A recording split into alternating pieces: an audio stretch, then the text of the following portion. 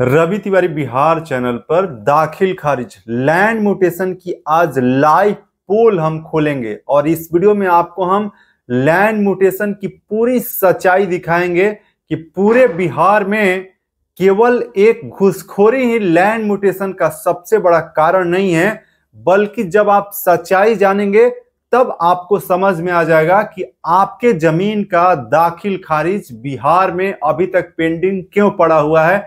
और देखिए, अभी बेतिया से एक व्यक्ति मेरे पास कांटेक्ट किए हैं और उसी का लाइव हम आपको अभी एनालिसिस करके दिखाएंगे कि लैंड म्यूटेशन की जो समस्या है ये सबसे बड़ी समस्या क्यों बनी हुई है। देखिए, उनका पेपर जो है, जो कि लैंड म्यूटेशन उनका रिजेक्ट हो चुका है और उसको अभी हम आपको देखिए यहाँ पे जो पेपर मिला हुआ है और रिजेक्टेड का जो कारण यहाँ पे बताया गया है वही आपको हम बता रहे हैं। देखिए, राजस्व कर्मचारी का प्रतिवेदन अंचल निरीक्षक के माध्यम से प्राप्त हुआ। इसमें फर्स्ट प्रतिवेदन से स्पष्ट होता है कि आवेदित भूमि का खेसरावार रकबा नहीं है। अब यहाँ पे लैंड म्यूटेशन रिजेक्ट होने का कारण क्या बताया गया है कि जो जमीन का दाखिल खारिज करने के लिए आवेदन दिया गया उसका जमाबंदी में प्लॉट संख्या के आधार पर उसका रकबा वहां पे स्पेसिफाई नहीं किया गया है कि उसका कितना जमीन का रकबा है। आगे इसमें बताया गया है और ध्यान से समझिएगा, जिससे आपका भी जमीन का दाखिल खारिज की जो समस्या है, और 90% लोग तो इसको समझ ही नहीं पा रहे हैं कि समस्या क्या है। और आप जब तक समस्या नहीं समझेंगे तब तक कैसे आपका लैंड म्यूटेशन होगा। देखिए, आगे बताया गया है कि इसमें इस संबंध में कर्मचारी द्वारा स्पष्ट किया गया है कि साक्ष्य की मांग करने के बावजूद क्रेता द्वारा कोई साक्ष्य प्रस्तुत नहीं किया गया। प्रथम प्रश्नगत दाखिल खारिज अस्वीकृत करने की अनुशंसा की गई है, अतः प्राप्त अनुशंसा के आलोक में प्रस्तुत नामांतरणवाद को अस्वीकृत किया जाता है और यहाँ पर लैंड म्यूटेशन रिजेक्ट कर दिया गया। पेपर अभी आपको हम दिखा रहे हैं कि जिस जमीन का लैंड म्यूटेशन करने के लिए पेपर आवेदन किया गया उसका हम आपको अभी देखिए दिखाते हैं कि क्या सच्चाई है। और ये वाला इंफॉर्मेशन आपको रिजेक्टेड का भी हम दिखाए। अब देखिए, आपको इसका कहानी दिखाते हैं। जिस जमीन का लैंड म्यूटेशन करने के लिए आवेदन किया गया उसका जमाबंदी पंजी अभी आपको हम दिखा रहे हैं। देखिए, जमाबंदी में यहाँ पर आपको खाता संख्या लिखा हुआ है और यहाँ पे प्लॉट संख्या लिखा हुआ है और उसके बाद यहाँ पे रकबा लिखा गया है। अब देखिए, जमाबंदी में खाता संख्या इतना और प्लॉट संख्या 216, 217, 219 लिखा हुआ है और यहाँ पे उसका पूरा रकबा जो है 88.8 डिसमिल दिया हुआ है। और ये जमीन जो व्यक्ति खरीदे हैं उनका दस्तावेज का थोड़ा सा झलक आपको यदि हम दिखलाएं तो देखिए, यहाँ पर थोड़ा सा झलक आपको दिखला रहे हैं, जिसमें यहाँ पे 217 नंबर प्लॉट यहाँ पे आपको दिखाई पड़ रहा है। देखिए, और इस 217 प्लॉट का खाता संख्या जो है उसका भी तो सच्चाई जानना जरूरी है, क्योंकि यहाँ पर देखिए जो लैंड म्यूटेशन के लिए आवेदन किया गया था उसका खाता संख्या आपको दिखाई पड़ेगा, जिसमें खाता संख्या देखिए यहाँ पर आपको 46 यहाँ पे देखिए दिया हुआ है। अब इस 46 खाता में आप जाएंगे, यहाँ पे देखिए आपको अब दो चीज देखना पड़ता है, आपका जमाबंदी और खतियान और उसके साथ साथ दस्तावेज।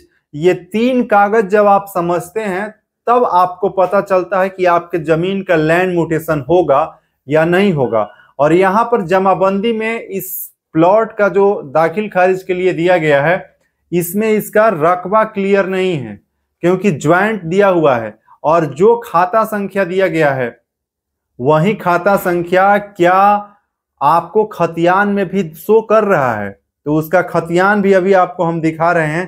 देखिए, इसका खतियान स्वयं हम निकाल करके चेक किए हैं तो यहाँ पे पता चलता है। देखिए, आपको दिखा रहे हैं इसका खतियान, थोड़ा सा इसको देखिए, अभी खतियान हम निकाल करके आपको इसका दिखाते हैं कि खतियान में इस जमीन का विवरण क्या है, क्योंकि उसी के आधार पर लैंड म्यूटेशन जमाबंदी भी और दोनों मैच करता है तभी होता है। देखिए, इसमें जो प्लॉट की दाखिल खारिज करने के लिए आवेदन दिया गया है उसकी संख्या 217 है और यहाँ पर खतियान में उस प्लॉट का खाता संख्या देख लीजिए, इसमें खाता संख्या 80 है और फिर जो वहां पे आवेदन दिया गया है उसमें है, उसका देखिए आपको दिखाते हैं कि कितना खाता संख्या दिया गया है। उसमें है 46। देखिए यहां पर ये है खाता संख्या 46। अब यहां पर खतियान में आपका प्लॉट संख्या और खाता संख्या दोनों मैच नहीं कर रहा है और नाम भी मैच नहीं कर रहा है, तो फिर ऐसे केस में आपका जमीन का लैंड म्यूटेशन कैसे होगा, ये समझना जरूरी है। और देखिए यहाँ पर ये जो 46 नंबर खाता का रजिस्ट्री वहां पे दिखाया जा रहा है और लैंड म्यूटेशन के लिए आवेदन किया गया, प्लॉट संख्या 217 वहां पे बताया गया और वे 217 प्लॉट संख्या क्या खतियान में दिखाई पड़ रहा है। देखिए खतियान में कहीं भी 217 46 खाता के अंदर किसी भी प्रकार की कोई चर्चा नहीं की गई है। तो ऐसे स्थिति में आपके जमीन का लैंड म्यूटेशन कैसे होगा, ये रवि तिवारी बिहार पर हम आपको समझा रहे हैं कि यदि आपका ऐसा केस है तो पहले आप समझिए कि जो आपके पास दस्तावेज है उस दस्तावेज में लिखे गए खाता संख्या और प्लॉट संख्या और जमीन का रकबा क्या जमाबंदी और खतियान दोनों जगह पर 100% मैच कर रहा है। यदि दोनों जगह मैच नहीं कर रहा है तो फिर आपका लैंड म्यूटेशन कैसे होगा। और ऐसा जो केस है पूरे बिहार में अधिकतर लोगों का है और इनका देखिए हम फोन पर बात करके इनको समझाए भी और अभी इसको लाइव वीडियो में भी हम बता रहे हैं। यदि ऐसे केस में ये देखिए पश्चिमी चंपारण बेतिया प्रखंड से ये केस जो है सामने आया है और इन्होंने कांटेक्ट किया था, उसी के बारे में हम डिस्कस किए और यहाँ पर मुझे साफ साफ दिखाई पड़ा कि इस लैंड म्यूटेशन रिजेक्शन में जो इनका जमीन का रकबा जमाबंदी में क्लियर नहीं है और उसके साथ साथ खाता संख्या में भी मिसमैचिंग यहाँ पे साफ साफ दिखाई पड़ रहा है। तो सबसे पहले क्या है कि आपको अपना जमाबंदी सुधार करवाना चाहिए और खतियान को सही सही मिलान करना चाहिए कि आपका खाता संख्या जो है वो सही है या नहीं है, या फिर आप किसी दूसरे खाता संख्या का अपने प्लॉट संख्या किसी दूसरे में जमाबंदी देखिए मान्य लगभग कब होता है, जब आपका खतियान सही है। किसी भी जमीन का खरीद बिक्री खतियान के अनुसार ही होता है।